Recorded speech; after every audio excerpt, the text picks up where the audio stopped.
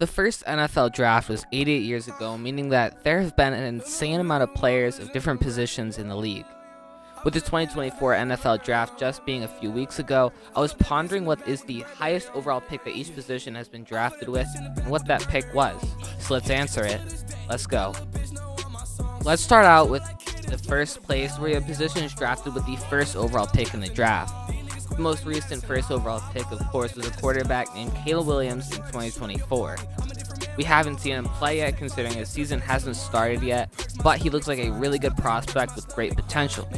Fun fact, by the way, quarterbacks have been picked the most out of every other position with first overall picks, and they lead the next highest by 12, which is really insane.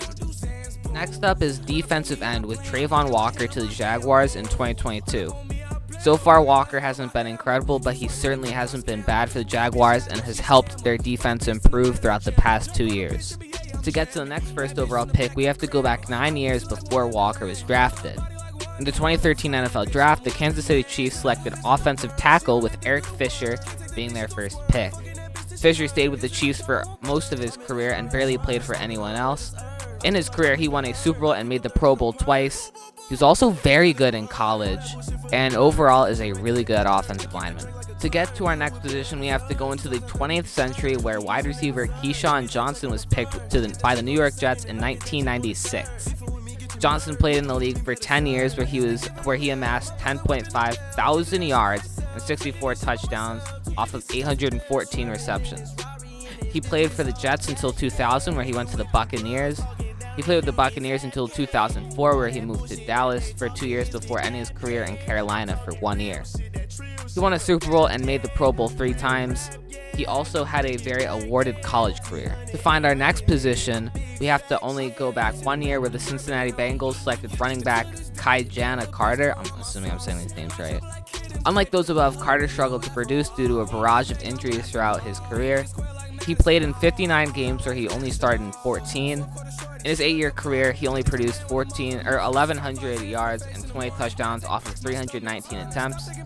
Those yards are normal for some running backs to achieve in just one season, and often there are maybe 2 or 3 per season who get that. Following the 1-year trend, the Bengals also had the first pick in the year before, where they chose defensive tackle Dan Wilkinson. Wilkinson was not a franchise player, being passed through 4 teams in his 9-year career. The reason his career ended was because he couldn't get a job in the league. It also doesn't help that he held out of his rookie contract to get more money, and then called Cincinnati a racist place before being traded. His stats weren't bad, but nothing good enough to get him any honors in the league. He had 390 tackles, 54.5 sacks, 1 safety, 6 fumbles, and 5 interceptions. Now going back to 1988, the Falcons drafted Andre Bruce, outside linebacker. Bruce played 10 years, where he was either mid or non-existent on the team. He had 32 sacks and 4 interceptions throughout his career, never earning any awards. He is also the only outside linebacker to ever be picked with the first pick in the draft. Similarly enough, we next go to we move to a middle linebacker picked in 1979 by the Bills, Tom Cousineau. I don't know if I'm saying that right. Cousineau was great in college, but never performed well in the NFL, going to the CFL early into his career. He was also part of the trade that got the Bills O.J. Simpson, Hall of Famer. Going back to black and white, we have Gary Glick, safety, drafted by the Baltimore Colts. Yeah, that's how far back we're now going. Different teams. Earlier, he was picked by the Steelers, but we're in a time where it was NFL and AFL. I don't know how things worked at this time, so let's just get to his stats. In his 71 games, he had 11 interceptions and... What? Do I need glasses now? Glick was 9 for 25 on field goals. That is 39%. First of all, how do you get your safety as your kicker? Secondly, who kept letting my man in front of the tee? 36 is horrendous. Anyway, it was a different time, and maybe that number has been subject to inflation throughout the decades. Alright, I'm gonna stop now because I don't want to be kicking a dead horse. What? Oh, that's... Okay, well, it turns out that this horse has been dead since 2015. And now I'm questioning if this is just wrong. I'm so sorry. The plot thickens. We go from a dude who was 36 on field goals And now we go to 1949, where things just got even more hard for me to explain. The Eagles selected center / linebacker Chuck Bednarik. I guess this half counts. He also happened to fight in World War II. He helped the Eagles win 2 NFL championships. He played 13 years where he's a great center and linebacker. With the 2 championships, he also was a 10-time All-Pro, 8-time Pro Bowler. On the 1950s All-Decade Team, 50th Anniversary All-Decade Team, 75th Anniversary All-Time Team, 100th Anniversary All-Time Team, 75th Anniversary Eagles Team, Eagles Hall of Fame, and has his jersey retired. With all that, you'd think that he's a really nice guy, right? But yeah, we're not done. Bednarik was also quite the hothead. Him and Chuck Noll often got into fist fights when they played against each other. Also, he knocked out Frank Gifford off of a tackle where he was taken off the field in a stretcher after being stood over by Bednarik. He had quite the career. By the way, to make Frank Gifford even worse of a target for you to stand over, he didn't play football for 18 months. That is over a year. That's how hard he got hit. Ah, jeez, this is how you know we're going back a while.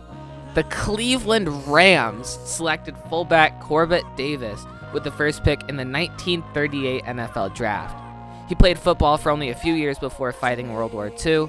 He only had 515 scrimmage yards and 4 touchdowns before leaving, and sadly he passed away only a little while ago. So that ends off all of the first round picks for positions. So now we go into branching out into the world of non-first overall picks, where we have Tom Mack, offensive guard drafted by the Rams with the 2nd overall pick in 1966. Mack sat on the bench until the starting guard got hurt, placing him into the starting line. After that, he never missed a game, starting 176 consecutively through 14 seasons. He was a 4-time first-team All-Pro, 4-time second-team All-Pro, 11-time Pro Bowler, and a Hall of Famer. These next 2 are really interesting for me because they're really current. With the 3rd pick in the 2022 NFL Draft, the Texans picked Derek Stingley Jr., cornerback. This is tied for the highest pick spent on a cornerback with 2 other guys. Although only 2 years into his career, Stingley has already made a massive impact on the Texans. He's one of the best corners in the league and helped the Texans rebuild in an incredibly low amount of time. So far, he has 82 tackles, 1 TFL, 1 sack, 6 interceptions, and it's just getting better and better with time. To end off the video, we have the position with the lowest drafted, highest drafted player. That makes sense, right? With the 4th pick in the 2021 NFL Draft, the Falcons selected Kyle Pitts, tight end.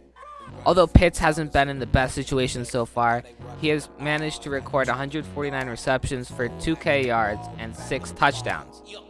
He seems to have some of the most potential in the league right now and is going into a season with his best quarterback yet, Kirk Cousins. And when Cousins leaves, either retirement or I guess trade could happen, I don't think it will, he'll have Michael Penix Jr. to replace him, who was sitting behind Cousins for his entire career. Anyway, that is going to finish off the video. If you enjoyed it, be sure to like and subscribe. This took many hours of work. I would really appreciate it if you guys liked it. It's nice, short, concise, and nice. I don't know.